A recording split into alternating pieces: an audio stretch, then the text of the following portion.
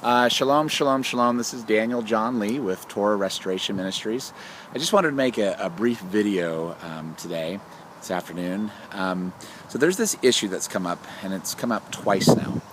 And this issue is this, in the name of love, unity, love, wonderful, but let's forget about the truth.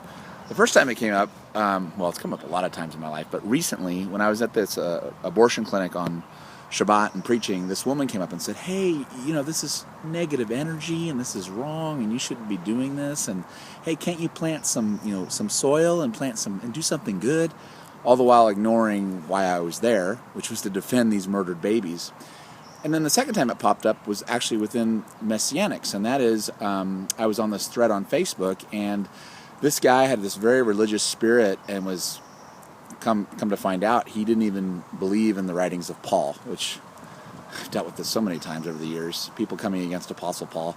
Folks, Apostle Paul was a master of Torah. He knew it backwards and forwards, and he was faithful, and he was made a spectacle before angels and men and went through shipwrecks and being beaten many times. And next to Messiah, he's about the best guy out there that went through all the trials and tribulations that none of us have even tasted, and yet he was faithful to Yah. And he said, and he had the right to say, follow me as I follow Messiah.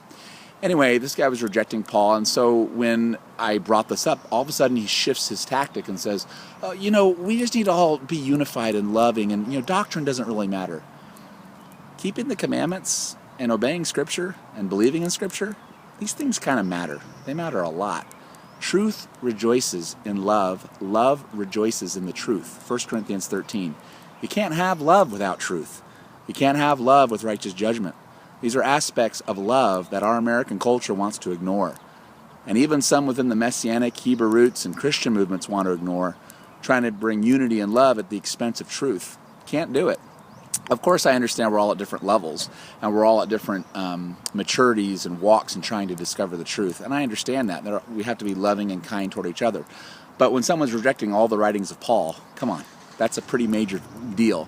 When someone doesn't want to defend murdered babies, that's a pretty major deal. So we need to make sure that, yes, love's important, but love always rejoices in the truth. This is Daniel John Lee with Torah Restoration Ministries. Website is spiritandtorah.com. Shalom.